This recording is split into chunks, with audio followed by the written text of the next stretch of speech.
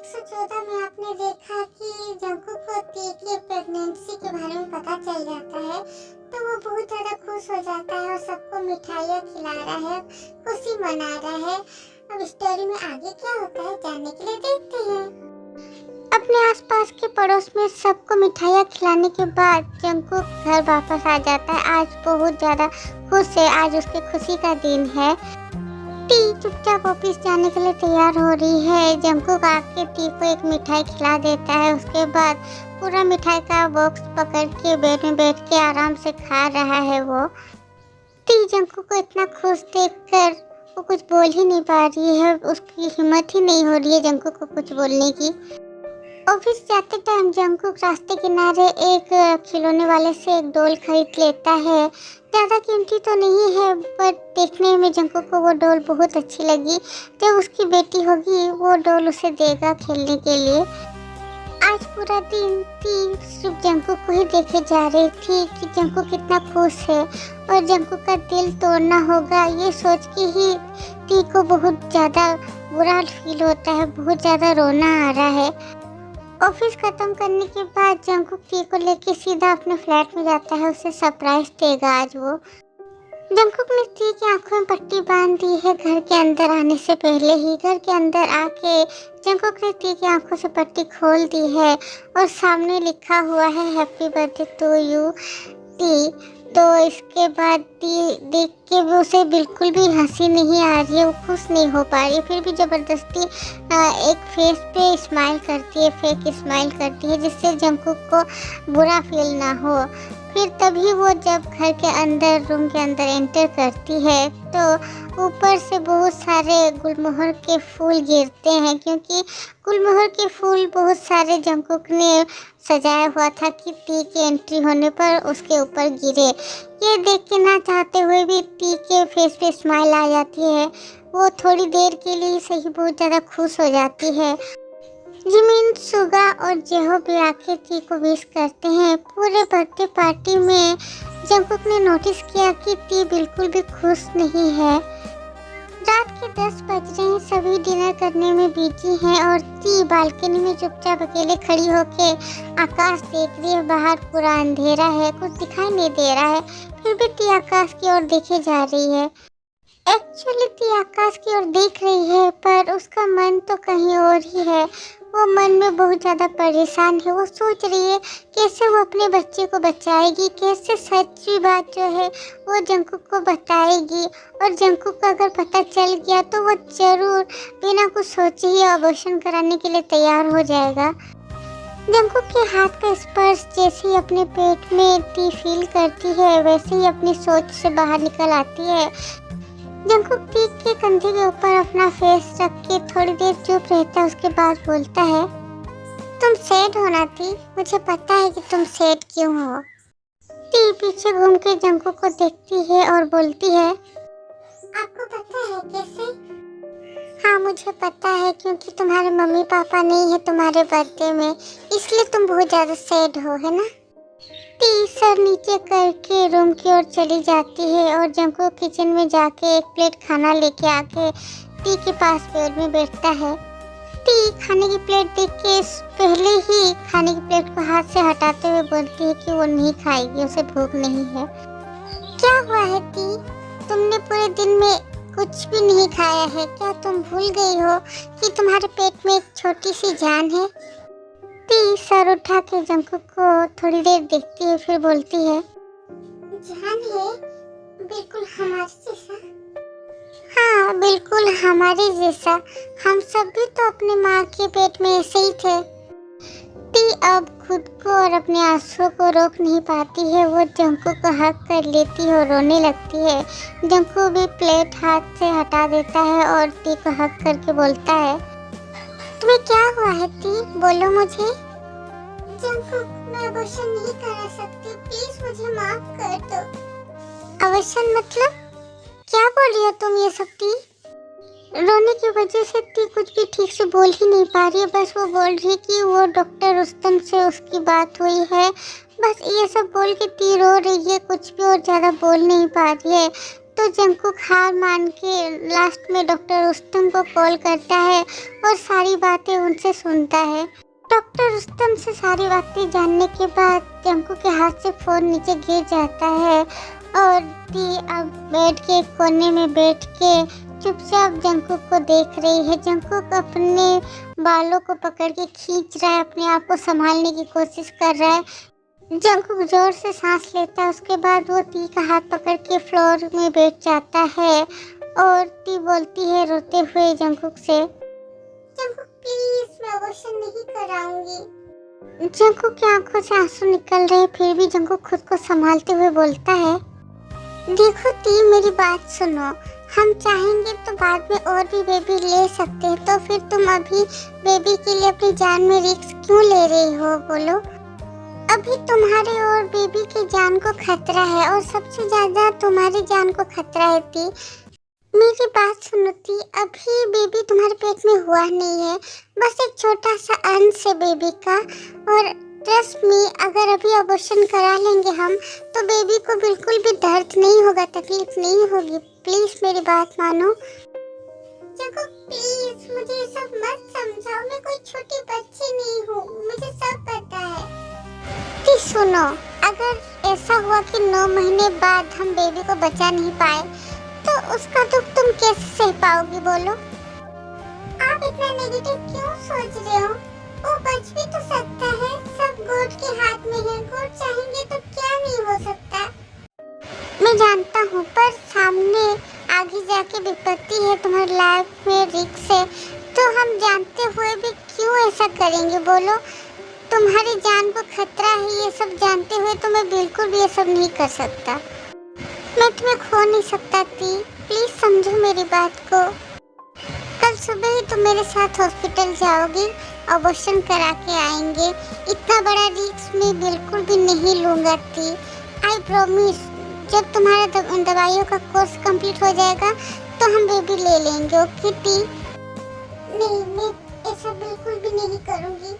मेरे mummy papa ने मुझे जन्म देते ही फेंक दिया था और मुझे पता है कि उसकी तकलीफ वो कितनी बुरी होती है, कितना ज़्यादा तकलीफ होती है, और मैं ही अपने बच्चे को मार दूंगी जान से। मैं ऐसा बिल्कुल भी नहीं करूंगी। जंकुक थोड़ा गुस्सा दिखाते हुए बोलता है, जस्ट शट अप टी, तुम ये बेबी बिल्कुल भी नहीं रख सकती। कल तुम मॉर्निंग में मेरे साथ जाके अबॉर्शन कराओगी, ये अधूरा काम मैं खुद पूरा करूंगा, अभी तुम जाके सो जाओ। ये बोल के जंकुक बालकनी में चला जाता है और वहीं पर खड़ा रहता है। जंकुक की धमकी सुन के ती चुपचाप रहती है और उसकी ओर देखती रहती है, फिर अपने आंसू पोंछ के ती बोलती है, क्या हुआ, आपका बच्चा नहीं है? सिर्फ मेरी अंतरात्मा जल रही है, मुझे तकलीफ हो रही है, क्या आपको तकलीफ नहीं हो रही है? आपकी अंतरात्मा नहीं जल रही है?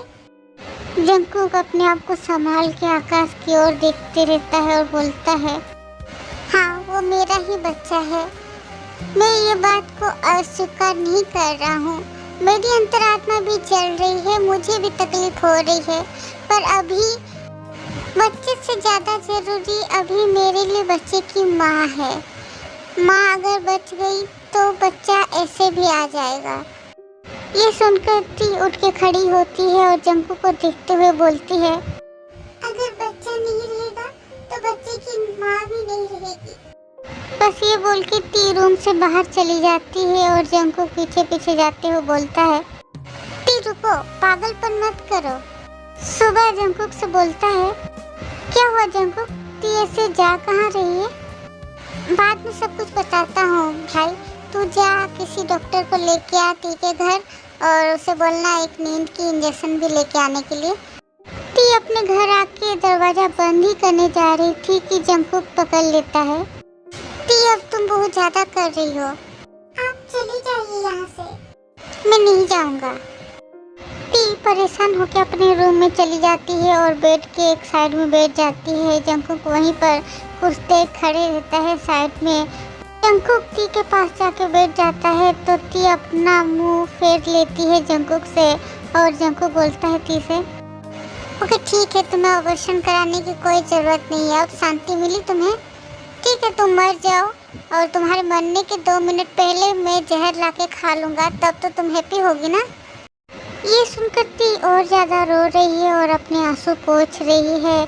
सुगा और जेहोब डॉक्टर को लेके आते हैं। डॉक्टर को देख के ती चिल्ला के बोलने लगती है, जंगकुक प्लीज ऐसा मत करो।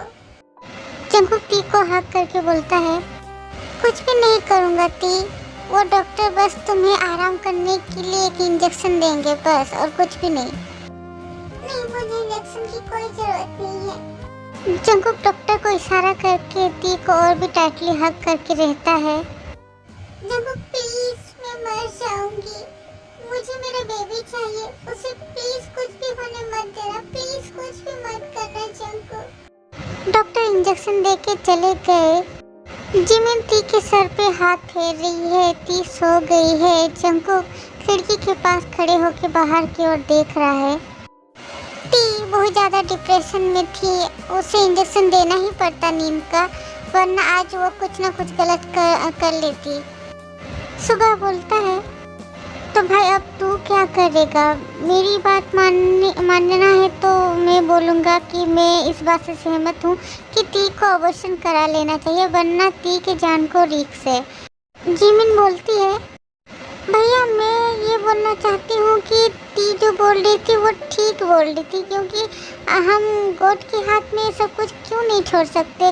गॉड चाहेंगे तो ती अच्छी रहेगी, उसके लाइफ में जो रिस्क है वो भी चला जाएगा। फ्यूचर में क्या होगा वो मुझे नहीं पता, पर डॉक्टर रुस्तम ने जो बोला उनके हिसाब से अगर हम उनकी बात माने तो 100 में से 99% भी चांस नहीं है कि ती और बच्चे को बचा सके। दोनों में से किसी एक को बचाना बहुत ज़्यादा मुश्किल है, और बात है ती को बचाना, तो उस टाइम ती को बचाना भी बहुत ज़्यादा मुश्किल होगा। हो सकता है उस टाइम ती को बचा भी ना पाए। तो इतना सब कुछ जानते हुए भी मैं ती की जान को लेके इतना बड़ा रिस्क कैसे ले सकता हूँ? देख भाई जंगकुक, कोई मिरेकल भी तो हो सकता है कि माँ और बच्चे दोनों बच जाए। नहीं, ऐसे बहुत सारे ऑपरेशन डॉक्टर ने किए हैं। ऐसी घटना में सिर्फ माँ और बच्चे में से कभी कभी माँ को बचाना बहुत ज़्यादा मुश्किल हो गया है, माँ मर जाती है इस टाइम पे। तो ये सब बातों को मैं ऐसे ही सीरियसली नहीं ले रहा हूँ, जो सच है वो सच है, इसलिए मैं इस बात को बहुत ज़्यादा सीरियसली ले रहा हूँ।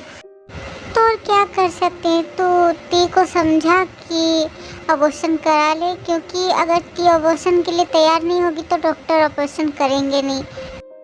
नेक्स्ट डे मॉर्निंग में ती झट से उठ जाती है और अपने पेट में हाथ रख के इधर उधर देखने लगती है, तो देखती है कि जंगकुक अपने सर के ऊपर हाथ रख के सोया हुआ है सोफे में। ती रोते हुए बोलती है, आपने अबॉर्शन करा दिया? ये सुन के जंगकुक नींद से उठ जाता है और बैठ के बोलता है, नहीं। ती अपने पेट में हाथ रख के वहाँ से चली जाती है और जंगकुक भी उठ के चला जाता है किचन में नाश्ता बनाने के लिए। ती बैठी रहती है सोफे में और सोचती रहती है कि अब वो क्या करेगी। थोड़ी देर बाद जंगकुक एक प्लेट में रोटी और सब्जी लेके आता है। जंगकुक को देखकर ती थोड़ा साइड होके बैठ जाती है। ती, कल पूरा दिन तुमने बिल्कुल भी कुछ भी नहीं खाया है, इसलिए अभी चुपचाप खा लो।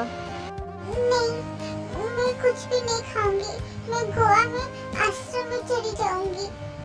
ती, तुम ये उल्टी सीधी बातें बोलना बंद करो।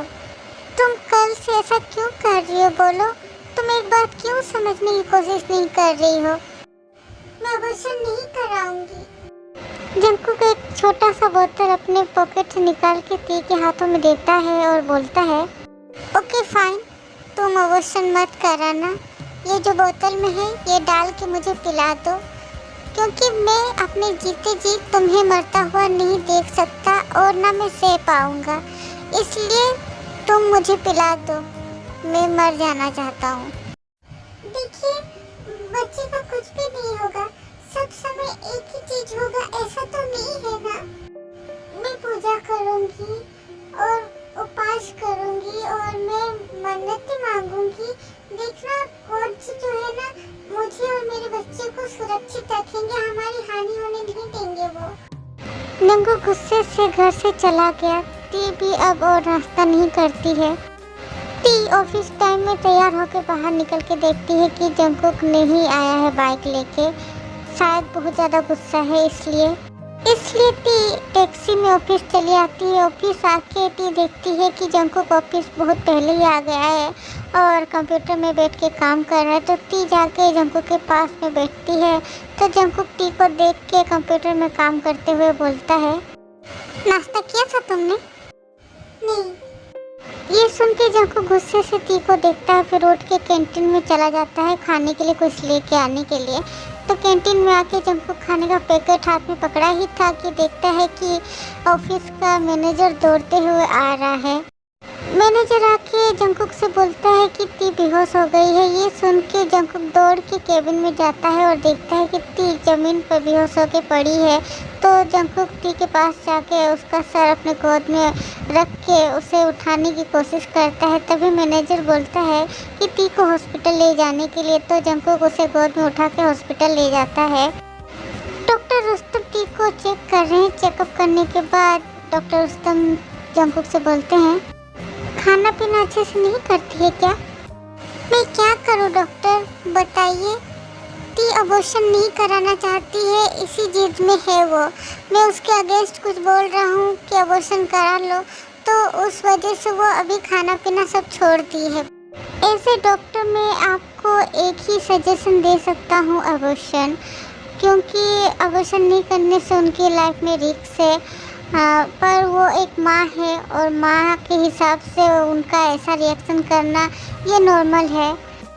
पर इन सब बातों को इग्नोर करते हुए आपको ज़रूरी है कि अबॉर्शन करा लेना चाहिए, क्योंकि सब जानते हुए भी अगर आप लाइफ रिस्क लोगे तो ये तो गलत है।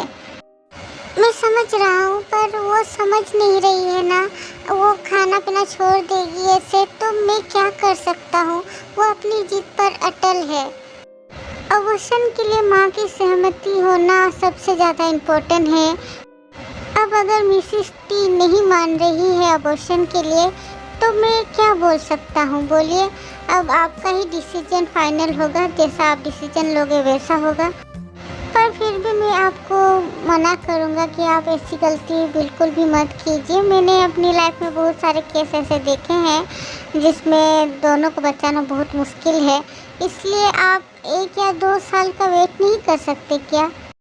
जंगकुक ती का हाथ पकड़ के बेड के पास बैठा हुआ है और सुगा को कॉल करके बोलता है कि पता करे कि ऐसा कौन सा देश है जहां जाके वो ती का ट्रीटमेंट करा सके, जिसमें माँ और बच्चे दोनों को बचाया जा सकता है।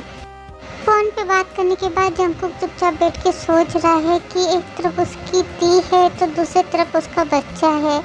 ऐसा लग रहा है जैसे कि वो 2 नाव पर पैर रख के चल रहा है। किसी एक नाव को छोड़ना पड़ेगा, पर वो किसे छोड़ेगा? एक तरफ उसका शरीर का अंश है तो दूसरी तरफ उसकी जान है। ती उठकर देखती है कि जंगकुक कान में फ़ोन रख के इधर उधर घूम रहा है। तो ती थोड़ी देर जंगकुक को देखने के बाद अपने पेट पे हाथ रखती है और अपने आंसू पोंछती है और उठ के जाती है और जंगकुक के पैर पकड़ के फ्लोर में बैठ जाती है। आंसू भरे आंखों से ती जंगकुक को देख रही है और जंगकुक फ़ोन से अपना ध्यान हटाकर नीचे देखता है और चौंक जाता है कि ती उसका पैर पकड़ के बैठी हुई है फ्लोर पे और ती रोते हुए बोल रही है कि प्लीज़ अबॉर्शन ना कराए उसका। ती तुम ये सब क्या कर रही हो? जंगकुक प्लीज़ मुझे अबॉर्शन नहीं कराना है। ओके अबॉर्शन नहीं कराएंगे। अब तुम रो मत प्लीज़, अब उठो। ती उठ के जंगकुक का हाथ पकड़ के अपने सर के ऊपर रखती है और बोलती है, मेरी सर की कसम खा के बोलिए कि आप मुझे फिर कभी भी अबॉर्शन कराने के लिए नहीं बोलोगे। जंगकुक थोड़ी देर चुप रहता है, फिर बोलता है, ओके मैं तुम्हारे सर की कसम खा के बोलता हूँ कि मैं तुम्हें अबॉर्शन कराने के लिए अब नहीं बोलूँगा।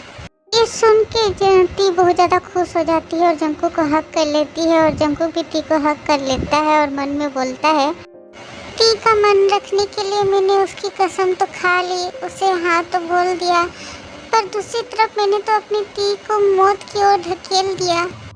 ती घर आके सोफे में बैठ के मोबाइल में बच्चों के फोटोज, वीडियो और खिलौने, कपड़े ये सब देख रही है। बहुत खुश है और जंगकुक किचन में जाके चाय बना रहा है और बीच बीच में टी को देख रहा है कि टी कितनी खुश है। तो जंकुक टी को देखते हुए बोलता है मन में, इस लड़की को अगर कुछ हो गया तो मैं और बचूंगा नहीं, मैं भी मर जाऊंगा। ये बात टी समझती क्यों नहीं है। जंकुक चाय लेके आता है और टी को देता है। टी चाय पीते हुए मोबाइल में बच्चों के फोटो वीडियो और खिलौने वगैरह वगैरह देख रही है। और शाम होते ही जिमिन और सुगा बहुत सारे खिलौने, बच्चों के कपड़े और एक पालना भी साथ में लेके आते हैं। ये सारी चीजें देख के सुगा खुश होते हुए बोलता है, मेरे इकलौते बेस्ट फ्रेंड की बेबी के लिए जस्ट थोड़े से गिफ्ट्स लाया हूँ मैं। जिमिन भी खुश होते हुए बोलती है, और मेरी भी इकलौती बेस्ट फ्रेंड की बेबी के लिए। पर इतना कुछ लाने की क्या जरूरत थी। अच्छा जिमिन, तुम जो लड़कियों वाली कपड़े लेके आई हो, तुम इतना श्योर कैसे हो कि ये बेबी गर्ल होगी। अरे लड़की ही होगी, देख लेना, क्योंकि मेरा अंदाज बिल्कुल सही होता है।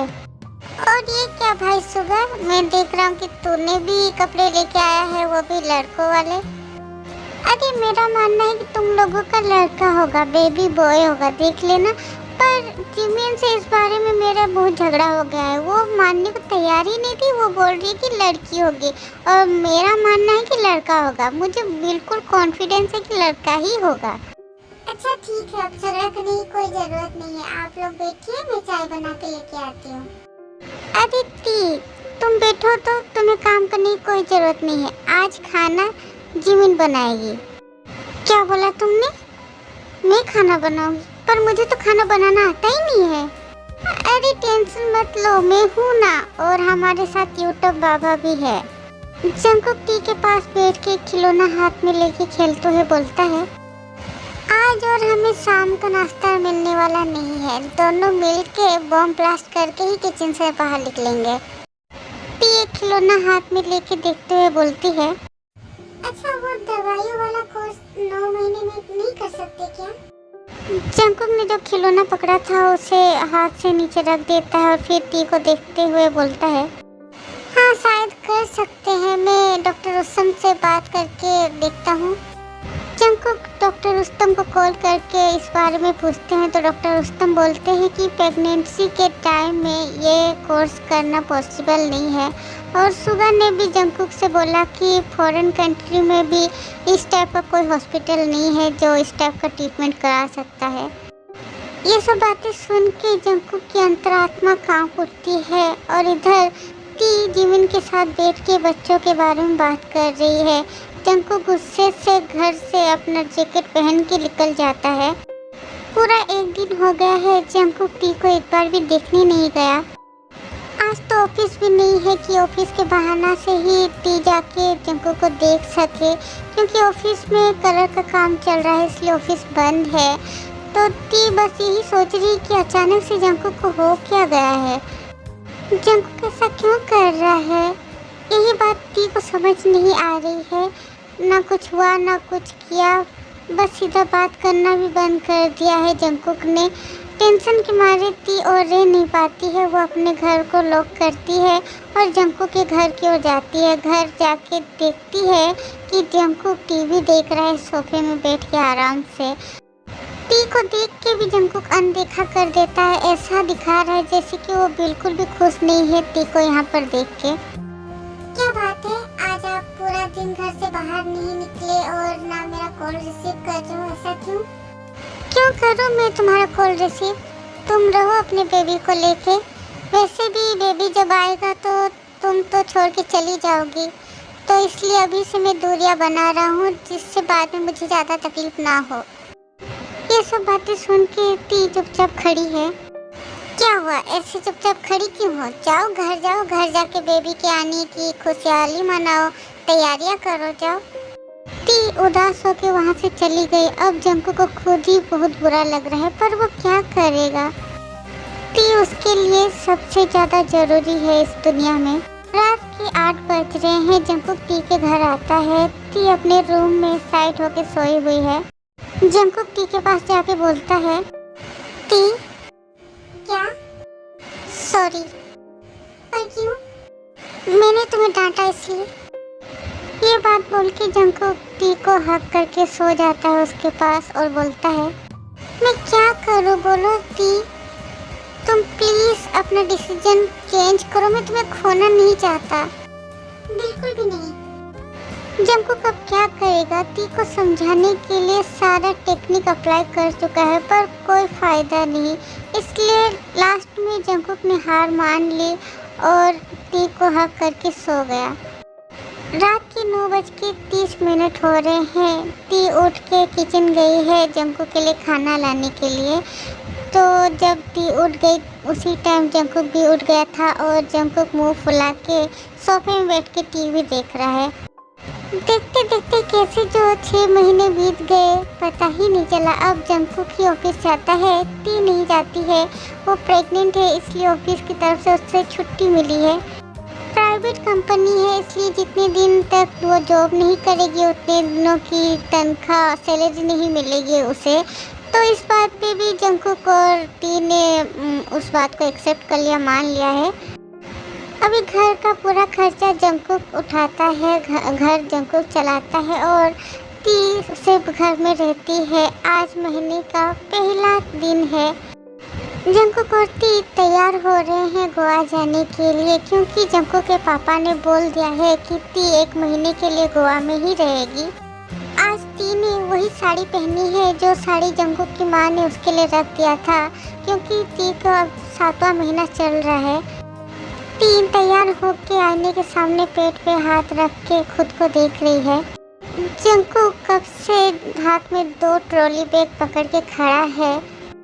दादा दादी टी को बहुत ज़्यादा आशीर्वाद करते हैं और दादी टी के हाथ में एक धागा बांध के उसे बोलती है कि अपना ध्यान रखना और जल्दी आ जाना। टी उनसे बोलती है कि डॉक्टर रुस्तम यहाँ ऑपरेशन करेंगे इसलिए वो जल्दी आ जाएंगे। और जंकुक ऑफिस के मैनेजर को बोल के मैनेज कर लिया है कि वो अपने घर से लैपटॉप के जरिए वर्क फ्रॉम होम करेगा। अभी के लिए मैनेज कर लिया है, बाद में जब अगर ज़रूरत पड़ने पर टी को लेके वो वापस मुंबई आ जाएगा। उसके पापा ने बोल दिया 1 महीना गोवा में रहने के लिए, पर ऑफिस की वजह से वो कैसे भी करके वहाँ नहीं रह सकेगा इतने दिनों तक। अब तो जंकुक की पढ़ाई भी कंप्लीट हो गई है तो इसलिए अब झगड़ा होने से जंकुक टी को बोलता है कि मुझसे ठीक से बात करो, मैं तुमसे ज़्यादा पढ़ा लिखा हूँ। और टी भी जंकुक को कुछ बोल नहीं पाती है, बस बीच बीच में वो मन में सोचती है कि जंकुक से वो एज में छोटी नहीं होती तो अच्छा होता। बस इस एक पॉइंट की वजह से वो बार बार झगड़े में हार जाती है। टी ट्रेन में बैठ के बाहर की ओर देख रही है और अपने पेट पे हाथ रख के बोल रही है, मेरा प्यारा बच्चा, आज तुम्हें हम पहली बार लेके तुम्हारे दादाजी के घर जा रहे हैं, तुम्हें कैसा लग रहा है? मैं बोलूं? आप क्या बोलोगे? उसे कैसा लग रहा है ये आपको कैसे पता? मुझे पता है कि उससे अच्छा नहीं लग रहा है बिल्कुल भी, क्योंकि उसके पापा को ऑफिस का काम छोड़ के वहाँ जाना पड़ रहा है, इसलिए बिल्कुल भी अच्छा नहीं लग रहा उसे। क्यों अच्छा लगेगा? ये क्या हुआ? अभी से बच्चे को आप अपनी साइड कर ले रहे हो, स्टूपिड नहीं तो तुम क्या चाहती हो वो पूरा दिन तुम्हारे साइड रह के रोता रहे करके? वो क्यों रोएगा? ये मैं नहीं चाहती। अच्छा ठीक है, उसका जैसा मन वो वैसा करेगा। ओके अब ठीक है, खुश? अच्छा ठीक है, अब मुंह मत फुलाओ, अब चलो गोवा आ गए हैं हम। जंकुक ट्रेन से नीचे उतर के टी का हाथ पकड़ के उससे हेल्प करता है नीचे उतरने में। वो मुंबई से सुबह रवाना हुए थे, अभी शाम हो गया। गोवा पहुंचने में बहुत ज़्यादा टाइम लग गया। अब टैक्सी लेके वो अपने घर की ओर जा रहे हैं। ये क्या, घर के सामने आके वो देखते हैं कि पूरे घर को और गेट को फूलों से सजा दिया गया है और घर के सामने सब एकदम फेस पे स्माइल रख के उनके स्वागत के लिए खड़े हैं। जबकि वो पिछली बार जब आए थे तब गेट पर सिर्फ उसके पापा और आंटी और बुआ ही थी उनके स्वागत करने के लिए। टैक्सी से उतर कर टी सबको चौंकते हुए देख रही है, तभी जेनी आके खुशी खुशी टी को हक कर लेती है। अब जीनू माँ आके टी को पकड़ के लेके जाती है घर के अंदर और सोफे में बैठा देती है। और ये सब देख के टी तो चौंकते हुए देख रही जैसे कि उसने भूत देख लिया। सिर्फ टी ही नहीं, जंकुक भी चौंकते हुए सब कुछ देख रहा है। हुआ आके टी के कान के पीछे काजल का एक टीका लगा देती है और जीनू माँ आके एक गहनों का बॉक्स लेके आती है और टी को पहनाने लगती है। जंकुक फ्रिज से जूस निकाल के पी रहा है और सबको देख रहा है कि सब लोग क्या कर रहे हैं। तभी आंटी आती है और फ्रिज से मिठाई का एक प्लेट लेके जाती है। तो तभी जंकुक उन्हें रोकते हुए पूछता है कि सबको क्या हो गया, सब बदल क्यों गए हैं।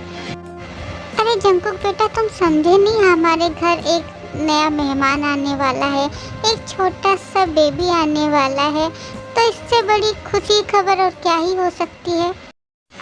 पर उसकी वजह से इतना कोई कैसे बदल सकता है। अरे अभी तो बेबी हुआ नहीं है, इसलिए थोड़ा बहुत देर कर रहे। जब बेबी हो जाएगा ना तो तब तो तुम्हारी वाइफ को तुम्हारी जो माँ है ना, जीनू माँ, वो तो हीरे जवाहरात से भर देगी। और उनका अचानक से ऐसा बदलाव देख के तो मैं भी चौंक गई थी। इतने सालों बाद अचानक से बदल गई, ये देख के तो किसी को भी विश्वास नहीं हो रहा था, मुझे खुद को भी विश्वास नहीं हो रहा था। अच्छा ठीक है, मीनू कहाँ है? वो तो अपने दोस्तों के साथ कहीं पहाड़ों में घूमने गया है। ओह अच्छा ही है। टी को अच्छे से सजा दिया गया है क्योंकि आज टी की गोद भराई की रस्म होने वाली है और टी जंकुक की ओर देख रही है। अब तो आसपास की लेडीज वगैरह भी आ गई है टी को एक एक करके देखने के लिए। क्या जो मुसीबत है, एक तो टी की तबीयत ठीक नहीं लग रही है, इतनी दूर जर्नी करके आके थोड़ा सोच रही थी आराम करेगी, लेकिन आसपास की लेडीज वगैरह आ गई है। अभी उनके साथ बैठ के उनके हाँ में हाँ मिलाना पड़ रहा है। उनके बीच में एक है शीतल आंटी, वो थोड़ा बुजुर्ग टाइप आंटी है, उनकी बात सभी मानते हैं। वो टी को अच्छे से देख के बोलती है, ये क्या, इसके शरीर में तो खून की कमी है।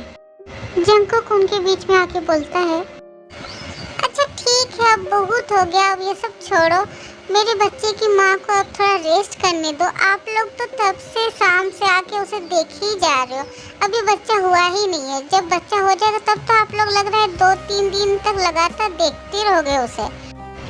अरे हम देखेंगे नहीं तो क्या करेंगे, तू ही बोल जंकुक, उसका शरीर का रंग देखा है तूने, कितना चमक रहा है, तू देखता है कि नहीं।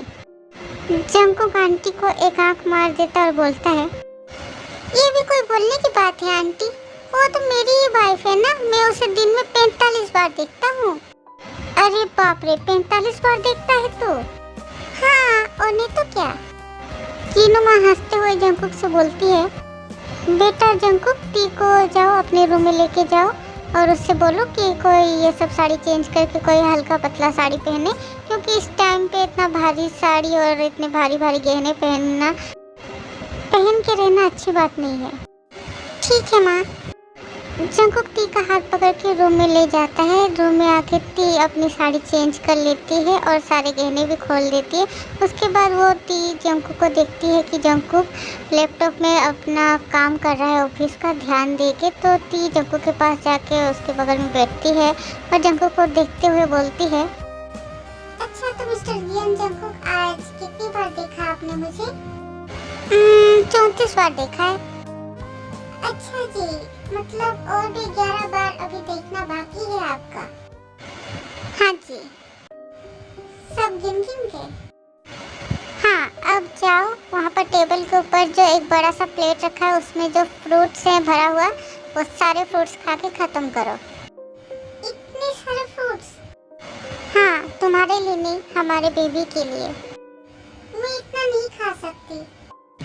तो फिर आज रात अकेले सोना अंधेरे में। आप ऐसा क्यों कर रहे हो? आपकी तो मेरी जैसी हालत नहीं है, इसलिए आप समझ नहीं रहे हो। अगर मेरी जैसी हालत आपकी होती ना तब आप समझते। जंकुक लैपटॉप रख के एक पेट से तकिया लेके अपने पेट में शर्ट के अंदर घुसा देता है और प्रेग्नेंट लेडी का एक्टिंग करने लगता है और जाके फ्रूट का जो प्लेट है उसे लेके आता है और बेड में बैठ जाता है। जंकुक अब टी से बोलता है, क्या देखो, अब मैं सारे फ्रूट्स खुद खा जाऊंगा। जंकुक का हेयर पकड़ के टी खींचती और बोलती है, आप ना पूरा पागल हो और तुम सबसे बड़ी पागल हो। क्यों? क्योंकि तुम एक पागल पागल लड़के से शादी की हो इसलिए। ये सुन के ती हंस देती है और फिर जंकुक के फेस की ओर देखती रहती है और मन में बोलती है, अच्छा हमारा जो डर है वो क्या सच हो जाएगा? अगर सच हो जाएगा तो तब मेरे जंकुक का क्या होगा? क्या वो भी फिर से शादी कर लेगा अपने पापा के जैसे? और मेरे बेबी का क्या होगा?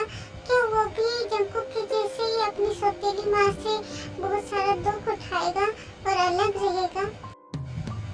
क्या मैं अपने बच्चे को अनाथ कर दूंगी?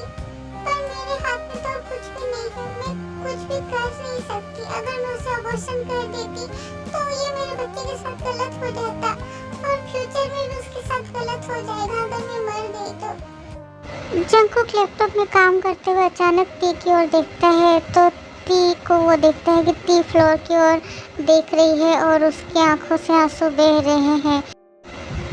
जंकुक लैपटॉप साइड में रख के टी को हक कर लेता है क्योंकि उसे पता है टी क्यों रो रही है, पर वो कुछ कर नहीं सकता। उसके हाथ में भी कुछ नहीं है क्योंकि टी तो अबॉर्शन कराएगी नहीं और अबॉर्शन नहीं कराएगी तो उसकी लाइफ रिस्क है।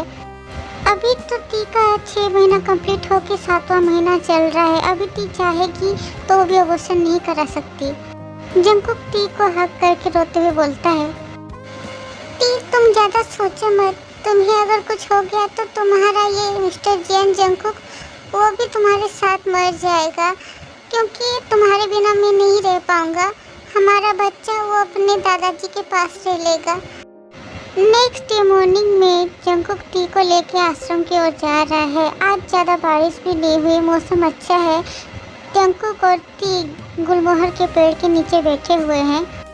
जंकुक गुलमोहर के फूल की कली को लेके उससे टी के हाथ में नकली नाखून बना रहा है और टी आसपास के नज़ारे देख रही है। जंकुक स्माइल करके टी से बोलता है, देखो टी मैंने कितने अच्छे नाखून बना दिए हैं तुम्हारे।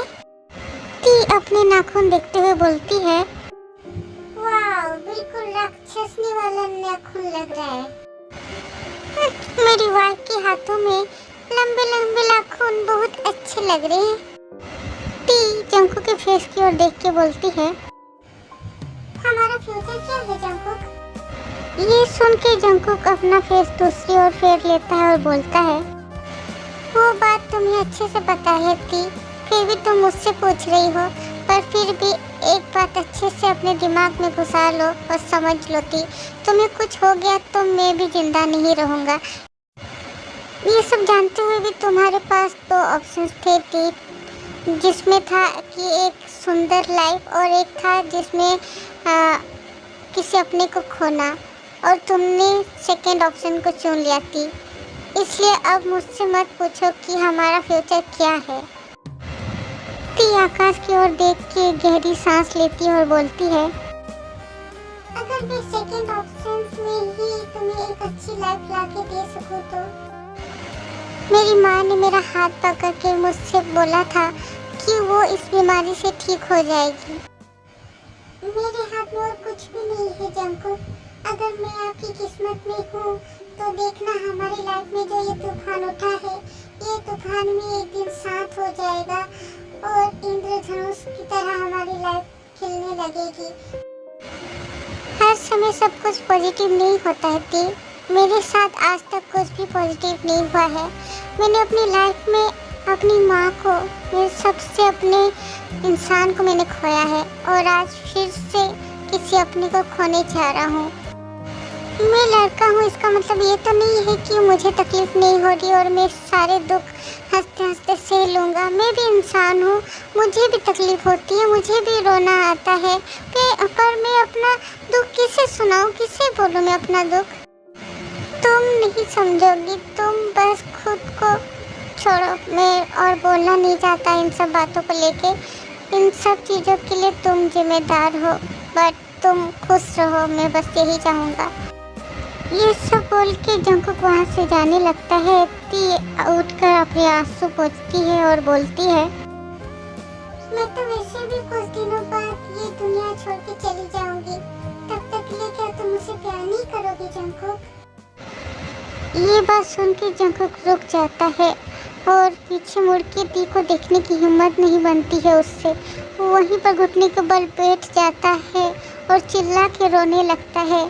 टी अपनी जगह पर खड़ी होकर रो रही है और जंगकुक घुटने के बल बैठ के रो रहा है चिल्ला के और बोलता है जंगकुक, टी तुम्हें मैं कहीं जाने नहीं दूंगा, तुम मेरे साथ रहोगी टी, वरना मैं मर जाऊंगा टी। टी अब जंगकुक के पास आती है और उसके पास बैठ जाती है और जंगकुक टी को पकड़ के दोनों ही रोने लगते हैं। डरे है तुझे मैं खोला दूं, मिले जो खुदा तो बोल दूं, मैं दो जहां का क्या करूं तू बता, हो तो जो मेरे पास है, मुझको न कोई प्यास है, मेरी मुकम्मल हो गई है दुआ।